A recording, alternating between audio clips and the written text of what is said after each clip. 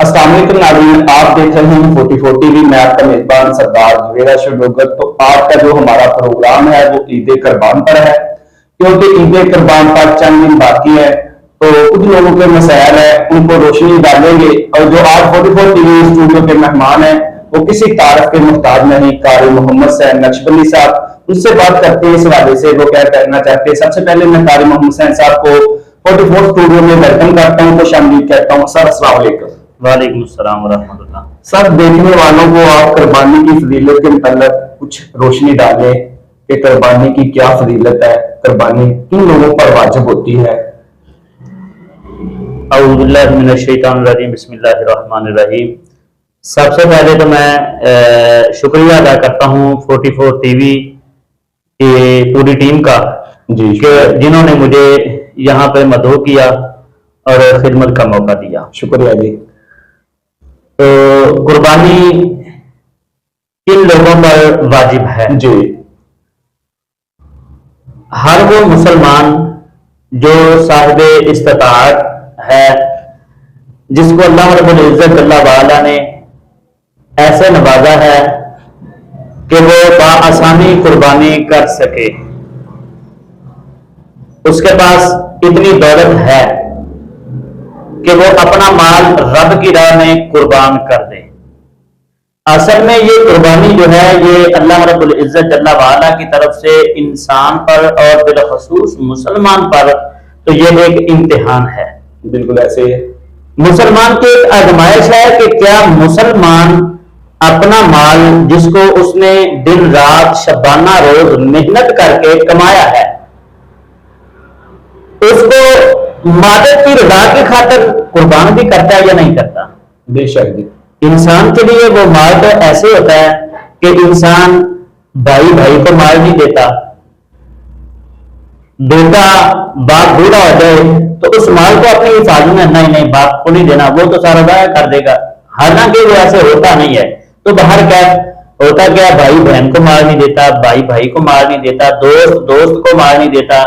और आज के इस पुरफिक्र दौर में अगर कोई पूछ ले यार मुझे इतने चाहिए तो आगे से दोस्त कहता है यार मेरे पास है नहीं, चलो मैं कोई ना कोई हिसाब लगा, ऐसे तरखा देते हैं।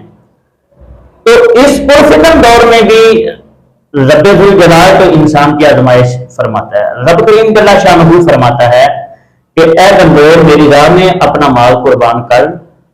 तो इंसान क्या रब की बारगाह में माल कुर्बान करता है?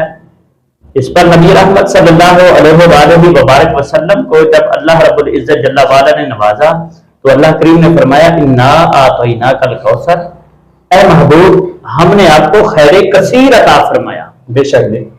फसल्ली ली रब्बिका वनहर, और ऐ महबूब तुम अपने रब की नमाज पढ़ो और उसकी राह में कुर्बानी करो।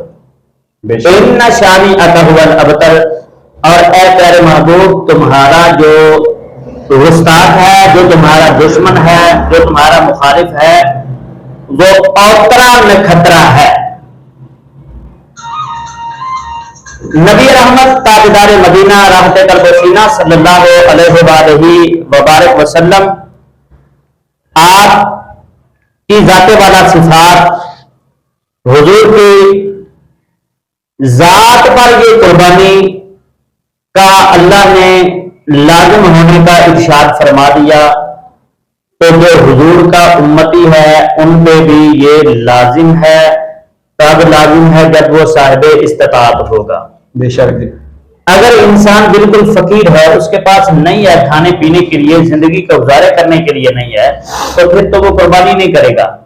मगर जब जायदाद है, इंसान के ऊपर कर्ज भी है, तो वो कर्ज को देखे कि मेरे पास जायदाद कितनी है, जायदाद है तो वो। सर सॉरी, मैं आपकी बात को टोका। मेरे कहने का मकसद है कुछ लोग मैंने देखे हैं कि उनके पास अल्लाह ताला ने उनको रिज़्क़ से नवाजा है, करोड़ों की जायदाद मौजूद है, मगर कोई भी इंसान को देख ले उसने बैंक से लोन ले लिया, 10 लाख ले लिया, 2 लाख ले लिया या 3 लाख ले लिया, मगर करोड़ों की जायदाद है, बाहर जमीन है और भी बहुत जगह प्रॉपर्टी है, गाड़ियां है, ट्रैक्टर है, मगर वो कहते हैं कि हम पर कर्ज है, हम पर कुर्बानी वाजिब नहीं। या कुछ लोग मैंने देखे हैं जिनके पास मवेशी है, वो भी तकरीबन 30 लाख 40 लाख की एक मवेशी है, तो या तीन मवेशी हैं, 2 मवेशी हैं, मगर रिज़्क है, मगर उनका कहना होता है कि जी हमने फलां बंदे का 10,000 रुपया देना, हम पे कुर्बानी वाजिब नहीं। इस हवाले से देखने वाले को जो ये गलतफहमी है, इस हवाले से आप क्या कहेंगे कि उन पे कुर्बानी वाजिब है या कुरान और हदीस की रोशनी में उनका कुर्बानी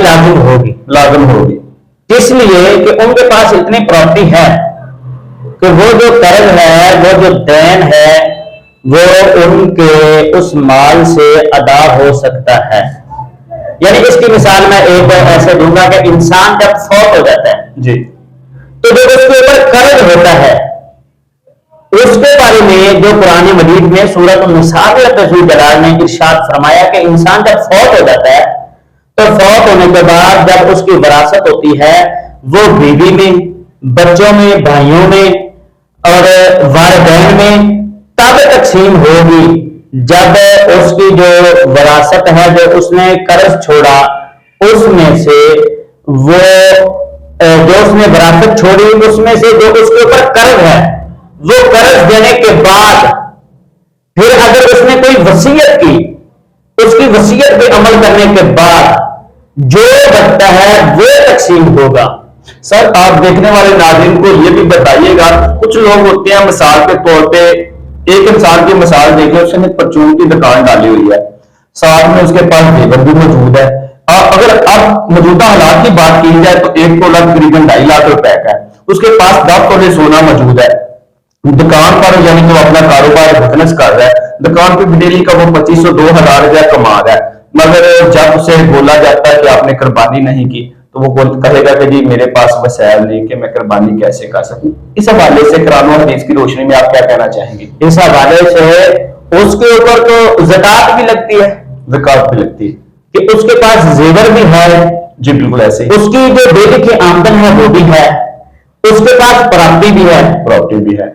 और ज़कात के मौजू पे अगर बात कर लेना तो मैंने ज़कात की बात कर दी। ज़कात घर में जो बर्तन पड़े हैं ना, एक ऐसा बर्तन है, बिलफर्ज एक चम्मच है, ये हमारे घर के घरेलू बर्तनों में से छोटा सा बर्तन है, वो पूरा साल हमने इस्तेमाल नहीं किया तो उसके ऊपर भी ज़कात लाजिम है।